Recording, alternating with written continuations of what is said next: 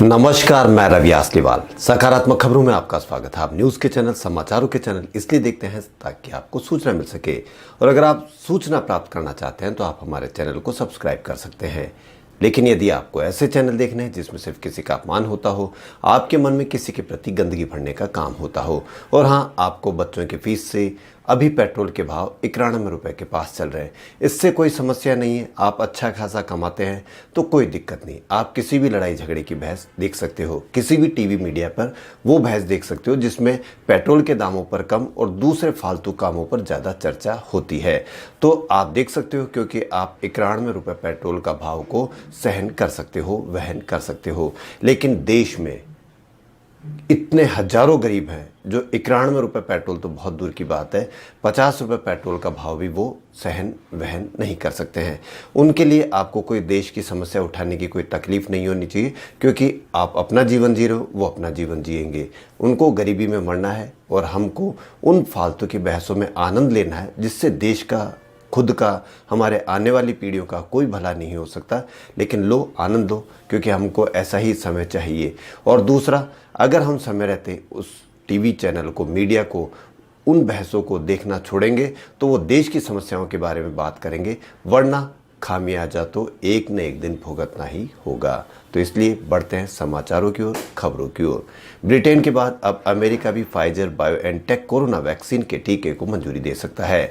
अमेरिकी सरकार के एक सलाहकार पैनल ने फाइजर बायोएनटेक कोरोना वैक्सीन के आपातकालीन स्वीकृति की सिफारिश की है।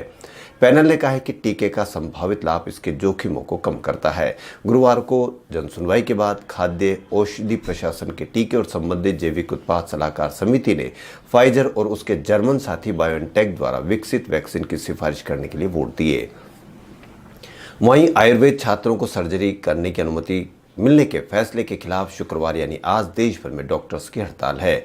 इंडियन मेडिकल एसोसिएशन के नेतृत्व में विरोध प्रदर्शन किया जाएगा। सुबह 6 बजे से लेकर शाम 6 बजे तक क्लिनिक, डिस्पेंसरी और अस्पतालों में ओपीडी सेवा ठप रहेगी, लेकिन आपातकालीन चिकित्सा और कोविड से जुड़ी उपचार सेवाएं जारी रहेगी। शुक्रवार को राष्ट्रव्यापी हड़ताल की घोषणा की गई थी। आईएमए की ओर से दी गई जानकारी के मुताबिक सुबह 6 बजे से शाम 6 बजे तक सभी गैर आपातकालीन और गैर कोविड मेडिकल सेवाएं ठप रहेगी। आईसीयू, दुर्घटना, मैटरनिटी होम्स और नवजात आईसीयू हमेशा की तरह इसमें काम करेगा। हड़ताल की वजह से न ही कोरोना इलाज प्रभावित होगा और न ही आपातकालीन सेवाओं पर इसका कोई असर पड़ेगा। वहीं पश्चिम बंगाल के हल्दीबाड़ी और बांग्लादेश स्थित चिलहटी के बीच रेल मार्ग 55 साल बाद 17 दिसंबर को पुनः खोला जाएगा। भारत तथा बांग्लादेश के प्रधानमंत्री इसका उद्घाटन करेंगे। उत्तर पूर्व फ्रंटियर रेलवे के एक अधिकारी ने बृहस्पतिवार को यह जानकारी दी। वर्ष 1965 में भारत तथा तत्कालीन पूर्वी पाकिस्तान के बीच रेल संपर्क टूटने के बाद कूच बिहार स्थित हल्दीबाड़ी और उत्तरी बांग्लादेश के चिलहटी के बीच रेलवे लाइन बंद कर दी गई थी। दिल्ली और मुंबई कोविड टीकाकरण अभियान के लिए कमर कस रहे हैं। प्राथमिकता वाले समूहों की सूची बनाने से लेकर कोल्ड स्टोरेज इकाइयों की स्थापना तक। सूत्रों ने कहा कि दिल्ली सरकार लगभग 2 लाख सरकारी और निजी क्षेत्र के स्वास्थ्य कर्मचारियों की सूची भेज रही है, जिन्हें पहले चरण में टीका लगाया जाएगा। इनमें मेडिकल, पैरामेडिकल, स्वच्छता, सुरक्षा और एलोपैथिक, दंत चिकित्सा और आयुष सुविधाओं के मंत्रालय के प्रशासनिक कर्मचारी शामिल है। केंद्रीय गृह मंत्रालय की निगरानी में अगले साल की शुरुआत में होने जा रहे कोरोना वैक्सीन के प्रारंभिक राउंड में अन्य लोगों के साथ ही केंद्रीय सशस्त्र पुलिस बल के करीब 50,000 लोगों को डोज दी जाएगी। इस संबंध में सीआरपीएफ प्रमुखों से अपनी इकाइयों के फ्रंटलाइन मेडिकल वर्कर्स का डाटा तैयार करने को कहा गया है। वहीं कोविड-19 महामारी ने देश के 75% शहरी नागरिकों की आर्थिक स्थिति को प्रभावित किया है। इनमें से आधे लोगों को आर्थिक स्थिति पिछले साल के मुकाबले बदतर है। ब्रिटेन की शोध कंपनी कतर ने एक अध्ययन में कहा है कि मौजूदा माहौल में भारतीय अपने भविष्य को लेकर चिंतित है। सबसे बड़ी चिंता वित्तीय हालत को लेकर है। यह अध्ययन 15 राज्यों में 10,000 से अधिक शहरी उपभोक्ताओं से बातचीत पर आधारित है। वहीं पश्चिम बंगाल के जलपाईगुड़ी जिले में जादू टोना करने के शक में एक 60 वर्षीय एक महिला को लाठी डंडों से पीट कर मार डाला गया। पुलिस ने बृहस्पतिवार को यह जानकारी दी। एक पुलिस अधिकारी ने कहा कि घटना में 2 अन्य महिलाओं को भी पीटा गया। हमारे समाज की मानसिकता आज भी जादू टोने के नाम पर हम मारते हैं, पीटते हैं और इतना मारते और पीटते हैं कि उसकी हत्या तक कर देते हैं। ये बहस का मुद्दा होना चाहिए कि अभी भी जादू टोने के नाम पर किस तरह से हमारे देश में हत्याएं की जा रही है, पीट कर मारा जा रहा है।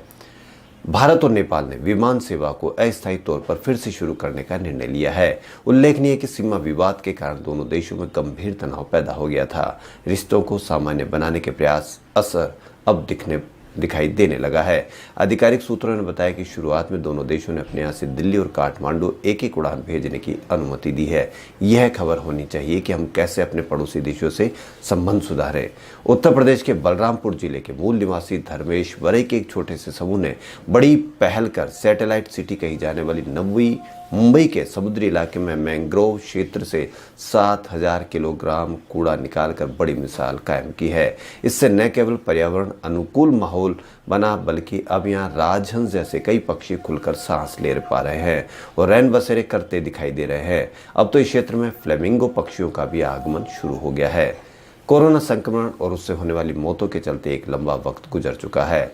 अब हर कोई कोरोना के टीके का इंतजार कर रहा है। ऐसे में टीके के आपात स्थिति में इस्तेमाल की अनुमति को लेकर भी प्रयास चल रहे हैं। अगर टीका आता तो उसे लगाने के लिए सिरिंज की जरूरत भी होगी। इसका अंदाजा इस बात से लगाया जा सकता है कि हरियाणा के फरीदाबाद स्थित हिंदुस्तान सिरिंज कंपनी की फैक्ट्री में हर घंटे 1 लाख सिरिंज का निर्माण हो रहा है।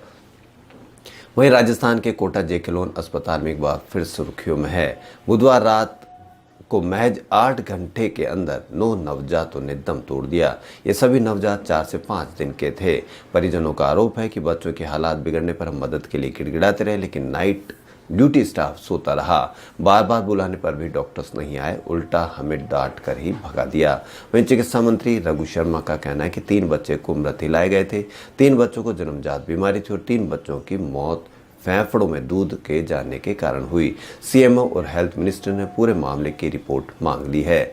यह बहस का मुद्दा होना चाहिए कि हम किस प्रकार सुविधाओं का विस्तार कर सके। वहीं राजस्थान में गुरुवार को 15 नई मौतों के साथ कोरोना से मौत का आंकड़ा 2500 पहुंच गया है। अब राजस्थान 2500 या इससे अधिक मौतों वाला 14वां बड़ा राज्य बन गया है। हालांकि यहाँ भी मृत्यु दर 0.87% ही है। बीते 24 घंटों में पिछले दिन से 81 अधिक यानी 1592 नए रोगी आए। जयपुर में सर्वाधिक 365 और जोधपुर में 166 मिले। वहीं राजस्थान की राजधानी जयपुर में पुलिस कर्मियों द्वारा रात्रि गश्त और नाकाबंदी के दौरान बजरी माफिया से मिली भगत कर अवैध वसूली और दलाली का काला कारनामा उजागर हुआ। वसूली का यह खेल राजस्थान के डीजीपी एमएल लाठर के निर्देशन में चलाए गए डिकॉय ऑपरेशन के बाद सामने आया। राजस्थान के करीब 20 जिलों में यह ऑपरेशन किया गया था, जिसमें जयपुर कमिश्नरेट के 2 थानों के 16 पुलिसकर्मियों को गुरुवार रात ही अतिरिक्त पुलिस कमिश्नर अजय पाल लामा ने आदेश जारी कर निलंबित कर दिया। देश के साथ राजस्थान ने भी वैक्सीनेशन के लिए कोरोना पर जीत की तैयारी कर ली है। जयपुर, जोधपुर, उदयपुर में मुख्य वैक्सीन स्टोर होंगे और यहां से अन्य जगहों पर वैक्सीन भेजी जाएगी। 64,000 वैक्सीन सेंटर पर वैक्सीनेशन रखे जाने का निर्णय किया है और इस काम के लिए 19,000 वैक्सीनेटर तय किए गए हैं। कोरोना मरीजों के इलाज में दी जा रही फेविपिरवीर और रेमडेसिविर दवाएं शरीर के दूसरे अंगों पर भी दुष्प्रभाव डाल रही है। एम्स और डॉक्टर एसएन मेडिकल कॉलेज के डॉक्टर्स की टीमों के मिलकर के रिसर्च में सामने आया है। दरअसल ये रिसर्च WHO की ओर से विजिबेस डेटाबेस के आधार पर पूरी दुनिया से रिपोर्ट हुए दवाओं के दुष्प्रभाव के मामलों पर की गई है। राजस्थान के उदयपुर में निर्वाचन आयोग के निर्देशानुसार पंचायती राज संस्थाओं के आम चुनाव 2020 के तहत उदयपुर के जिला प्रमुख और समस्त पंचायत समितियों के प्रधानों का चुनाव गुरुवार को संबंधित रिटर्निंग अधिकारी की मौजूदगी में संपन्न हुआ। उदयपुर जिले मुख्यालय पर जिला प्रमुख के निर्वाचन की प्रक्रिया रिटर्न अधिकारी चेतन देवड़ा की उपस्थिति में जिला परिषद सभागार में संपन्न हुई। इस प्रकार समस्त पंचायत समितियों के प्रधानों के निर्वाचन के लिए मतदान प्रक्रिया संबंधित रिटर्निंग अधिकारी द्वारा संपन्न कराई गई। खबरों में फिलहाल इतना ही। यदि आपको हमारा चैनल पसंद आए तो लाइक, सब्सक्राइब और शेयर अवश्य करें। धन्यवाद।